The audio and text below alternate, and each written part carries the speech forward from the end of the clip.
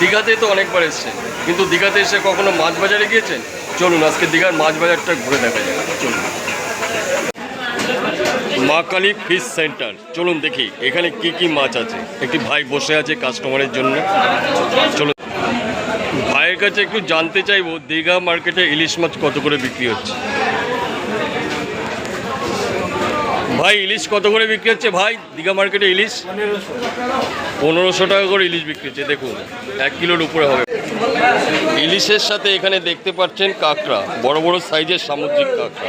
দেখুন সামুদ্রিক কাঁকড়া, দেখুন আমি একটি কাঁকড়া আপনাদের ধরে দেখাচ্ছি। ভয় লাগছে আমার ধরতে, দেখুন দেখেই তো ভয় লাগছে। রুই কাতলা তো কমন, দেখুন বড় বড় কাতলা মাছ, রুই মাছ। এই দাদাভাই মাছ কাটছে।